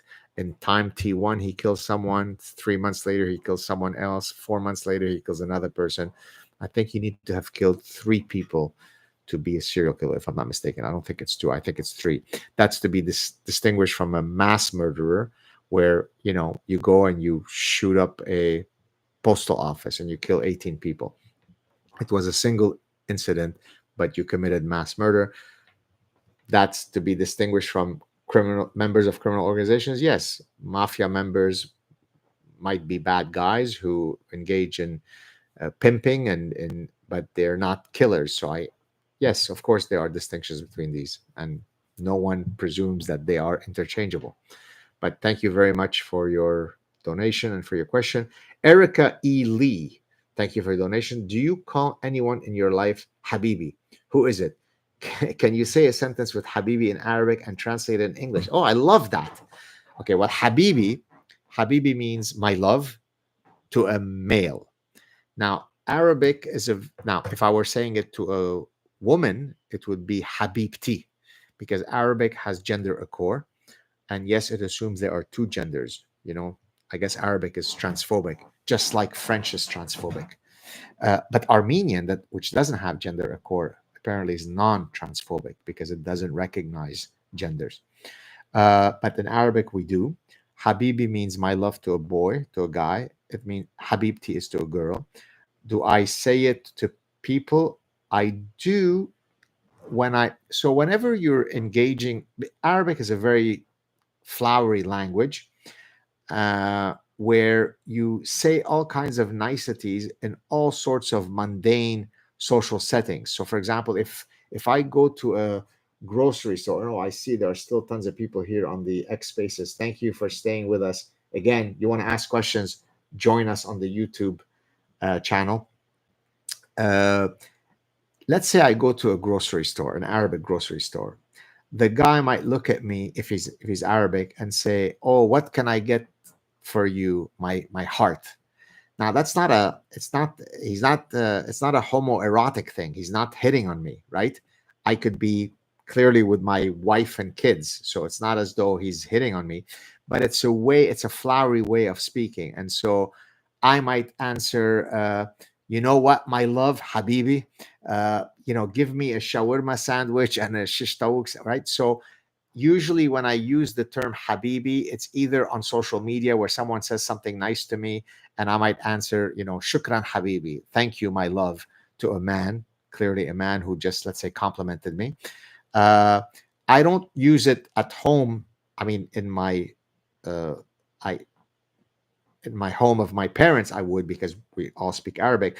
But in my home with my wife and kids, I don't use it. So usually it'll be in mundane social settings where I am interacting with, a male, say, service provider. What would be an example of how I would say a sentence in Arabic? ما تواخذني يا حبيبي تعطيني ساندويش شيش طاووق. Excuse me, my love, can you please give me a sandwich of shish taouk? Okay, so that would be an example of that. Thank you very much, Erica Lee. What a great question. Lucius, I guess. Thank you for your contribution. The A, I'm guessing, is Australian dollar. Oh, look, we've got New Zealand dollar. And now we've got, oh yeah, it is Australia, because it's in the question. Hi, smiley face. Can you and Jordan Peterson come tour Australia and help wake up the masses to the tyranny we are stepping buy into similar situation to Canada. Uh, as I mentioned earlier to the gentleman from New Zealand, I would love nothing more than to come on an extended tour to Australia.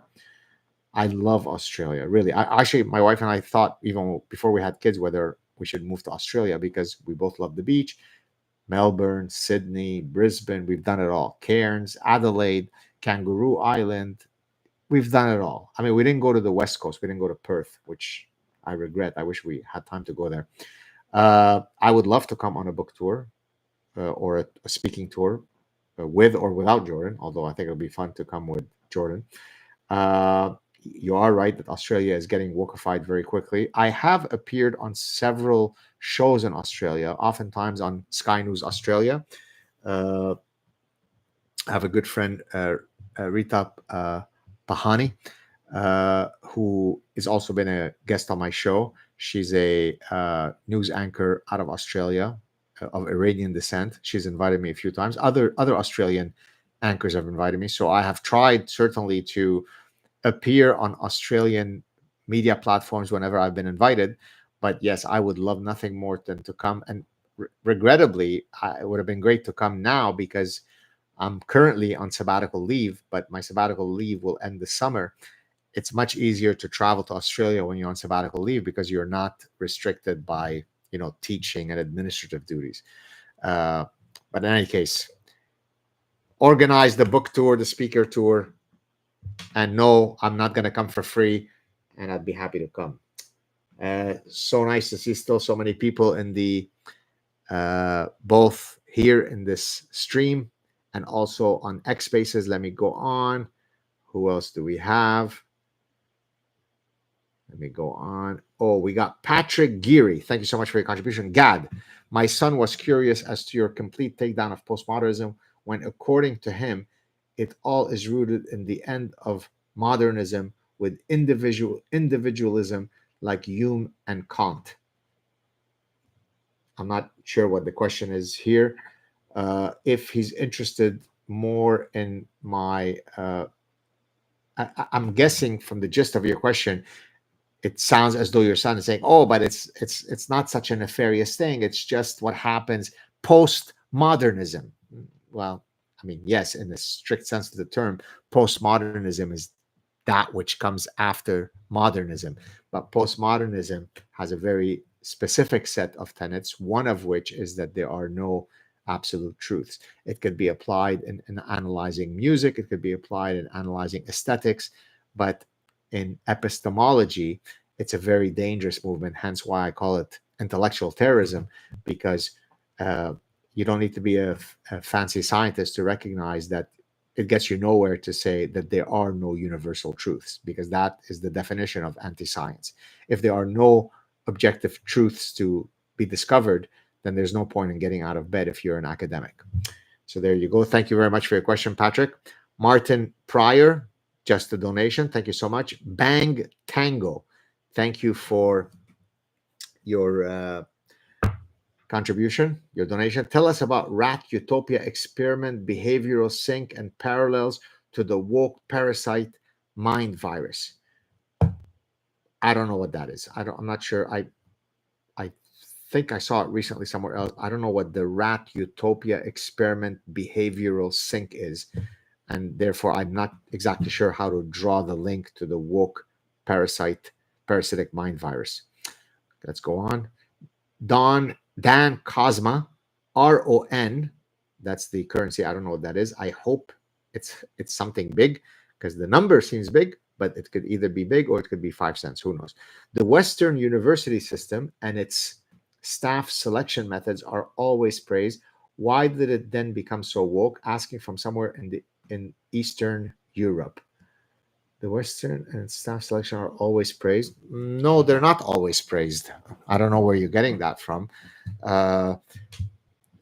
The selection process in academia is one whereby you better never exhibit any hints of a political orientation that's anything other than super progressive and liberal.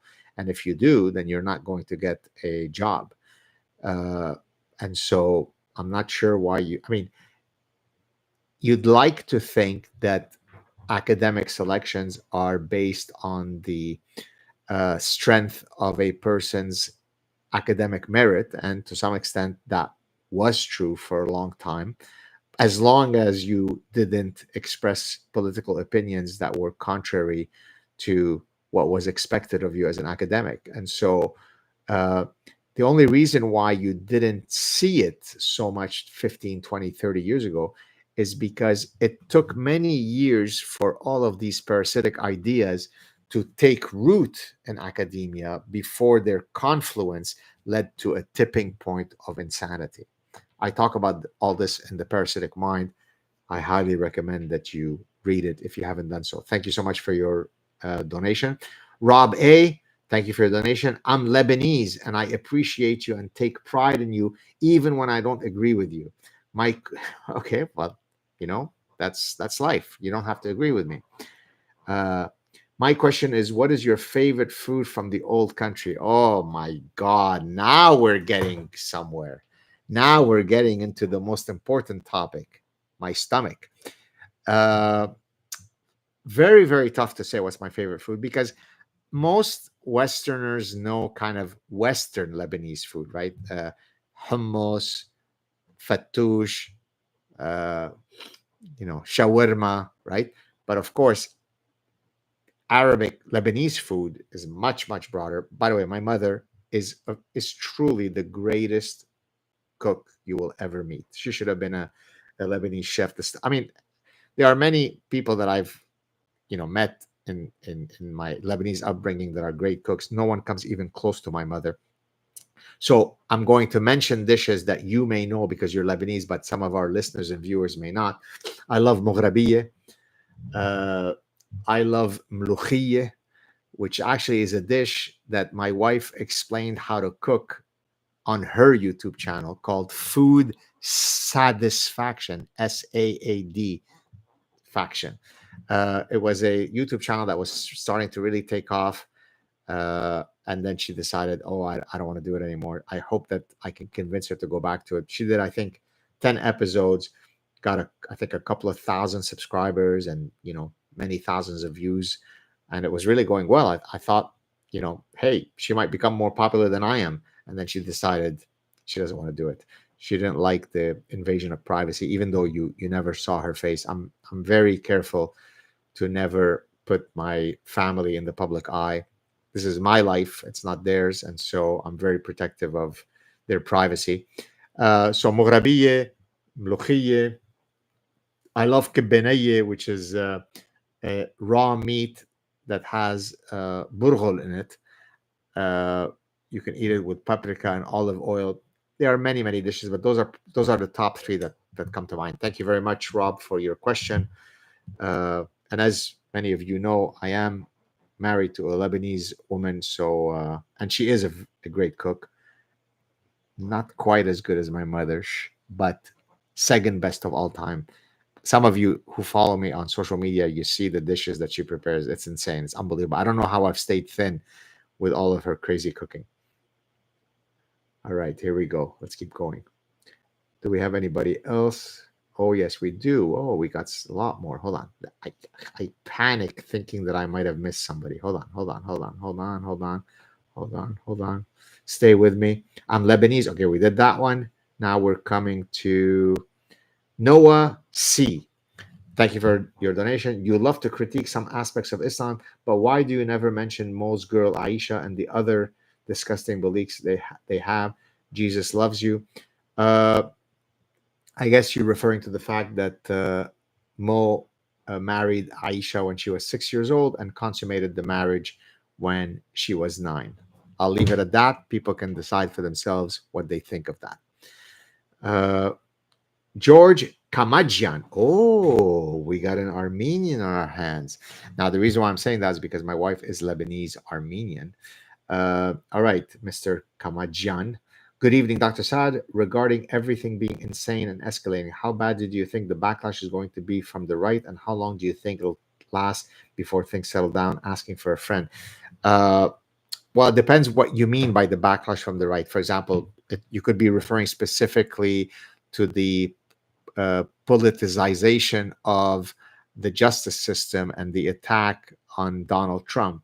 Now, that itself could involve a backlash where when they get to power, they start, uh, weaponizing the justice system against their political enemies. I think historically, the way that the Republicans have viewed this is, well, we're going to win, and we're going to win not ugly. We're going to win honorably. We won't sink to their levels. And Megyn Kelly recently said, oh, no, no, no. I want the Republicans to use the exact same dirty, nasty tactics so that the Democrats can learn. So, uh, and I understand that position. I understand that there is the, oh no, we're, two wrongs don't make a right. But I can also understand that when you have a child who's constantly doing wrong, sometimes you've got to do a little smack for them to learn. And maybe the Democrats need to be smacked. So I'm not sure how uh, vicious the backlash should be, but I wouldn't be surprised that maybe they've now learned their lesson. They, meaning the Republicans, and they will use the same ugly tactics that the Democrats have been using. It's not good. Thank you very much, Mr. Kamajian, for your contribution. Moving on. Fantastic questions, guys.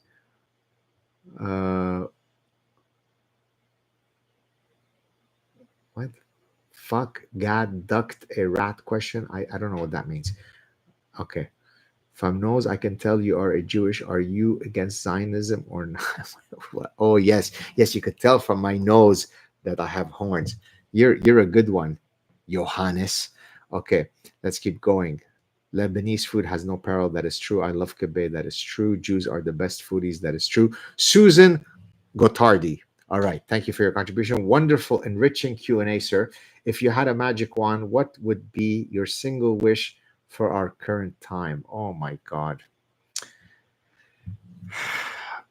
It would be to eradicate all of the parasitic ideas that have taken our beautiful Western tradition and turned it into a cesspool of shit, right? It would be recognizing that all immigrants are not equal, and letting immigrants who don't share your foundational values will result in the death of your society. So if I had a magic wand, I would wave that wand in such a way that we would return to a world where all immigrants who come to the West and navigate in the West would say, oh, I realize now that I'm in the West, that freedom of speech is defended, where Jews can feel safe on campus, where freedom of inquiry is fully defended, where men with 9-inch penises can't take showers with your 8-year-old daughter because earlier that day they called themselves Linda, and by calling themselves Linda, their 9-inch penises become vaginas. So I mean, that's why I wrote The Parasitic Mind, right? That was my magic wand, to use your terminology, to try to push back against the insanity. So that's what I would look for. I want to be able to feel safe in the West. I want to feel as if I'm in a Western place. I'm not in Raqqa, Syria. I'm not in Yemen. I'm not in Pakistan, right? I don't want niqabs everywhere. I don't want hijabs everywhere. Why? Because I didn't sign up to live in an Islamic country. More power to Islamic societies. Wonderful. Great. But I didn't sign up for that if I'm in Denmark or Sweden or France or England or now certainly Canada, certainly Montreal. So there are many, many things that have gone awry in the West. And if I had a magic wand, I would reverse these. Thank you very much for your question, Ms. Gotardi. Let's move on. Free Speech Mom, thank you for your contribution. Can I convince you and your lovely family to move to the US, lecture at the University of Austin, how to prepare my 14-year-old boys for higher education? Well, thank you. Well, I'll simply say that I've been in discussion with some people in Austin, Texas, not University of Austin, although I did meet the president of University of Austin 2 years ago when I gave a couple of lectures at University of Texas, Austin, UT Austin. There are some Austin links that are being discussed. So let's see. As we say, inshallah. Cheers. Thank you very much, Free Speech Mom. What else we got? Hold on a sec. I don't want to miss anybody. I'm just scrolling here. Can I convince you? Okay, we're going on. George Kamajian is back. Oh, great. Thank you very much for your second donation. Regarding my first question, I meant globally with the insane leftism consuming and chewing up civilization with no brakes on it from their own side. Well, I mean, uh, as I just mentioned in the other question, the magic wand question, the reason why I do all that I do is because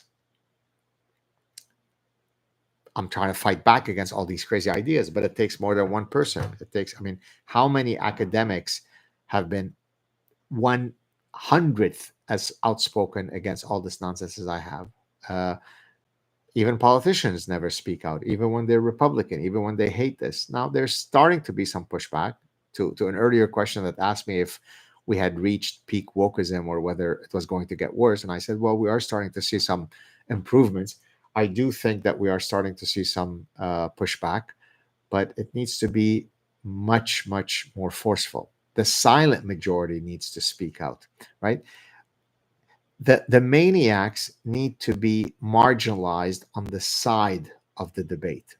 So rather than them screaming the loudest and taking up the most oxygen everywhere, they have to be told in no uncertain terms that your views, your fascism, your authoritarianism, your anti-science, your anti-liberty views, your anti-logic, right, your anti-common sense views are not welcome here. Now, I don't mean that you have to be violent against them, but that means that you all have your say in the debate. The problem is that 99% of the silent majority are exactly that, silent. So even though we've got the numbers on our side, people don't speak out. So it's not just about politicians fighting back, it's about everybody fighting back. It's about in every possible way, whether you're going to a parent teacher meeting, whether you're going to a school, what do you call those school meetings, whether you're a donor that's deciding whether to give your hard-earned money to your alma mater. There's a million ways by which your displeasure at many of these parasitic ideas can be shared. So get off the couch, stop being a coward, and speak out. Thank you very much, Mr. Kamajian. Let me go on to the next question. Okay, we're almost at 2 hours. This is fantastic. We still have several hundred people here. Uh, all right, let me go on. Is there anybody else? Crunch the Grace Hopper. A very small donation, but every small bit helps. No question asked. Thank you very much. Let me see if I've got anybody else. Yes, we do. Oh, here we go. Monval, SGD. I won't say what the amount is. I don't know what SGD is. Hey, God, you're a brilliant man. Thank you. I have a stupid and childish question for you. I don't think it's going to be stupid because I see the word John von Neumann. Thoughts on John von Neumann and whether or not he was smarter than Da Vinci. Neumann was also a polymath. Thanks. That is hardly a stupid and childish question. Are you kidding me? That's a fantastic question. So no, don't say that. John von Neumann, phenomenal. I can show you here. I've got two biographies on him. One that I recently purchased and one that I had read many years ago. John von Neumann was Jewish. Oops, sorry, I didn't mean to be a Jewish supremacist in saying that. He got his PhD, I think, at 23. One of the greatest polymaths, as you said, made contributions in many fields, was a mathematician and game theorist, although he contributed in many disciplines. Of course, Da Vinci is my go-to guy when it comes to being a polymath. I mean, he literally is the Renaissance man in the sense of him being a polymath, but also in the sense of being from the Renaissance. He is the guy that I always say that if I could be hanging out with one guy, I would choose Da Vinci precisely because he was the ultimate polymath. I can't say whether, John von Neumann or Da Vinci, who was smarter.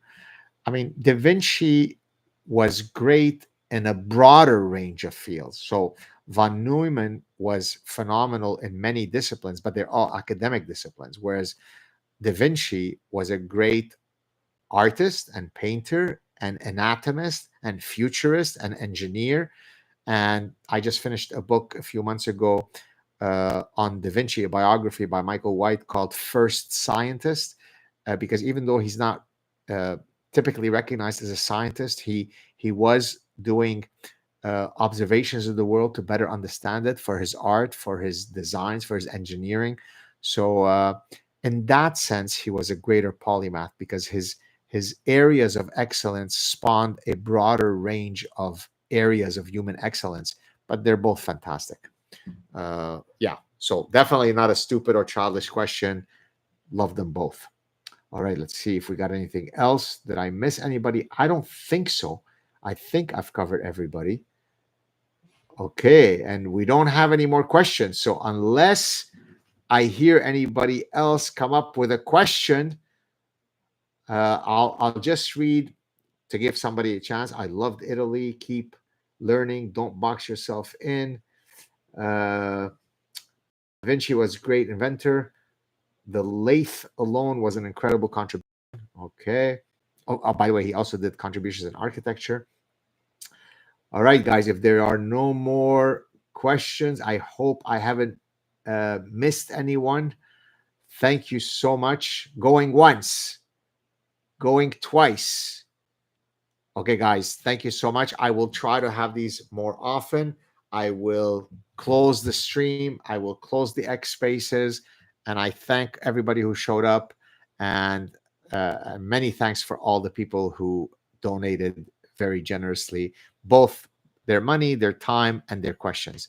Cheers, everybody. Take care. Ciao.